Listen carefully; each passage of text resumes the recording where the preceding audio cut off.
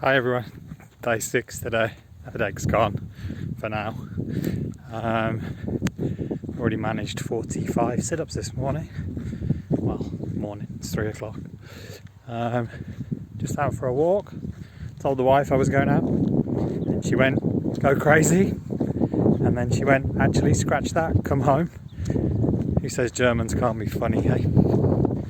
I'm going to do a video later on as I sit down halfway through my walk about my drugs. Try and explain yesterday a little bit even. I suppose yesterday you only heard me talking and looked at my ugly face for 25 minutes. I was walking around this area. It's just green and forests and then a road just through the middle. Very nice. I don't know if it really comes across in this video, but my house is somewhere, where is the camera?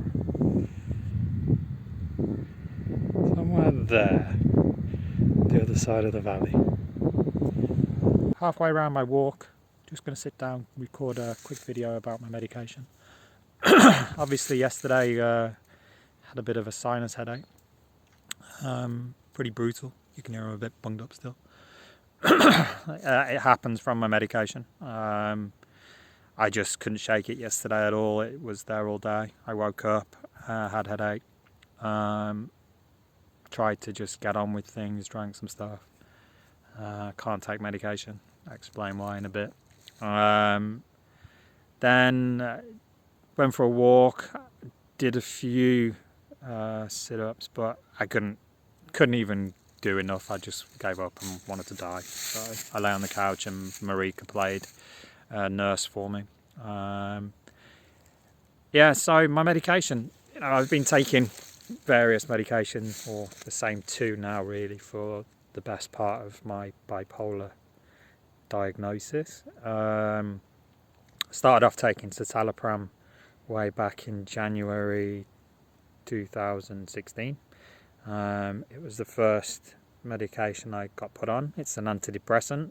I was put on 20 milligrams to start with, taking it in the evenings. It made me incredibly paranoid the first couple of weeks I was taking it, and it sort of continued, got a little bit less, but I was paranoid.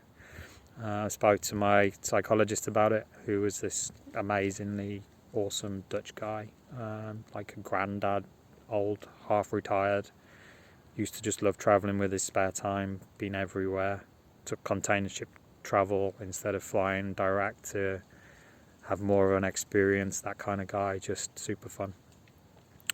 And we moved my medication to the morning, and I lost the paranoia and thankfully dodged all the side effects you can get from citalopram, apart from a little bit of weight gain and the odd headache here and there. Then through the rest of that year in 2016 up until the October, November time, when I had my full-blown manic attack that sort of confirmed that I was bipolar 1,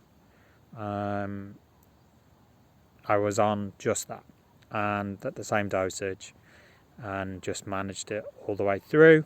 And then when I had my manic attack and was diagnosed properly, I was put onto a mood stabilizer, which is called valproate or valproic acid, and it is a controlled substance that you take for bipolar, and also people who have epilepsy take it. It helps with brain patterns, and I don't understand the full workings of it. I'm sure my mother could explain, being a pharmacist, but what it does is it squeezes your moods so you don't feel so down and you don't feel so high. It's good to go with my citalopram because it doesn't interact, which is a bonus. But it does come with some side effects, and one of them is weight gain, and the other one is sinus headaches. And as citalopram also gives you headaches, then it's a bit of a double whammy, and it can just make you feel bunged up.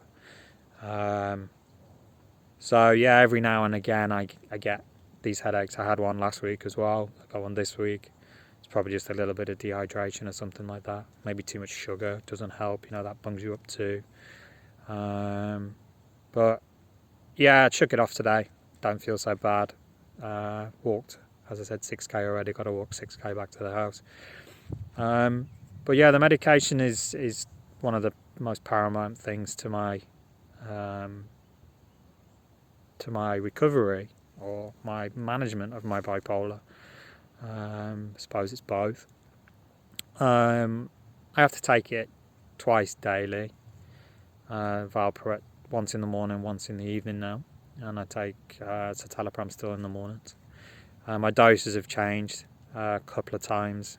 I had a lower dosage of citalopram, and I've had 2 increases in that, and I've had 2 increases now in my valproate. So I went from 600 to 900 to 1200 in the valproate, and I've gone from 20 to 40 basically in the citalopram. Even though I take 20 E-citalopram or S-citalopram, which is twice as strong as normal citalopram. So they come with various side effects, and I'm lucky I don't get a lot of them. I get a bit sleepy every now and again, a bit drowsy, and that tends to just hit me and I sleep when I don't normally. I'm one of these never nap guys. I have a lot of energy. I struggle to get to sleep at night. That's part of my bipolar. I've always had that. I've had times where I've not slept for days on end, when I've been months where I've had an hour's sleep every night.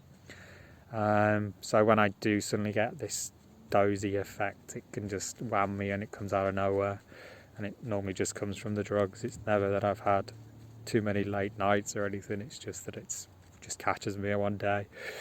It's same with headaches. But yeah, the weight gain is the other big side effect for me. Every time I've had medication and then subsequent changes, it's made it harder for me to keep weight off. Obviously, I've got older in that time, which is another thing that doesn't allow you to keep weight off. It's a terrible thing. You just want to stay young and thin forever, really, I think. So yeah, I mean, in the time I've been taking medication for my bipolar, considering I quit drinking, I have put on 17, 18 kilos, I would say, at various points. I've been as light as 83 kilos, and I've been as heavy as 101 in the time so I was about 83 kilos when I found out that I was bipolar, and then I was 101 last January, and I was just creeping up to, as you saw I was probably a little bit heavier January time, so I was about 97 and a half, and I'm about 97 when I weighed myself last Wednesday, but I was 93 or 94 just before Christmas. So I'd been putting weight on as it was, even sort of exercising around here and walking about.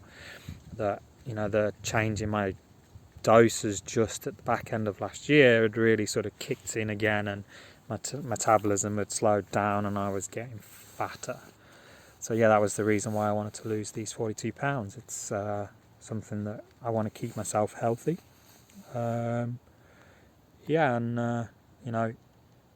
That's basically the ins and outs of my medication. I mean, I'm lucky I don't get the serious ones. It can affect your performance in the bedroom. I bet my wife says I'm equally as bad now as I was before. So, it's not changed in that respect. But yeah, some people struggle altogether, and that was thankfully not one of the things that happened to me. Mainly fatness, headaches, maybe skin rash at first, but I don't get that anymore.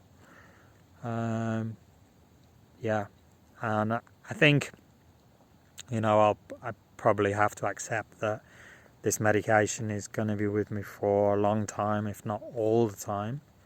I'm hoping as I lose weight that I will be able to take less medication again. The way it's controlled is I get blood tests and there's a therapeutic level it's meant to be between. And the reason why I had increases last year was the fact that the levels of my drugs were too low in my bloodstream, which was probably the reason, along with everything that goes on with COVID and things that we've had happen that have stopped us doing stuff that we were going to do because of COVID, making me feel a bit all over the place, having no plan, because you can't plan when COVID's stopping everything. That I then had to increase them. And if I'm a bit less in weight, then I probably won't have to have as much. So that could be an also good thing, because medication damages your liver, which also then stops you being able to take certain things that other people take for granted. Like I can't take any NSAID painkillers because they react with it. I shouldn't take too many paracetamols, or I try not to take any, because paracetamol is bad for your liver, and I don't want my liver to be affected even more than it already is. I can't take anti-decongestants. I can't take anything that has any opioids in or amphetamines in, or because not necessarily they interact with my medication. Antihistamines, they make you more tired, as well as the medication making you tired. All these things, and it's about what it changes in your mental state. It can cause adverse effects to how you're how you're coping with yourself at that moment. I'm a bit rambly today. I don't know why, so I hope that made sense. I'm going to watch it back when I get home and try and trim it up, but I might just leave it raw. This is me when I'm rambly. So yeah, it's medication. That's it.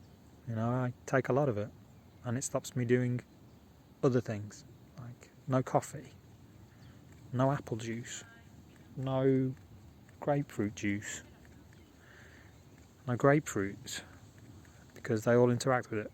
So yeah, this is me signing off for the day. And yeah, I did my 45 sit-ups already today. If I can crack out another 9 or 10, then I can catch up some of yesterday's, and I can get on with that for the rest of the week. Tomorrow's weigh-in day, so I think I said day 6 in the video earlier. It's actually day 7, so I'm a week in. I wonder how much weight I've lost, if any at all. So we'll see that in the morning. Okay, ciao for now. And if you like the videos, give them a like on YouTube, share them with your friends. Try and get people talking about mental health. It's important. It's not just people with mental illnesses like me. It's also just your own well-being. Everybody has mental health, not just mental illness health. So keep talking to people. Give the message out there that, people do need help. If you see someone who's struggling, ask them how they are. See if they'll talk to you. Don't be British about it and keep it in. I was British about my feelings for way too long. So, share. Talk to people. Catch you later.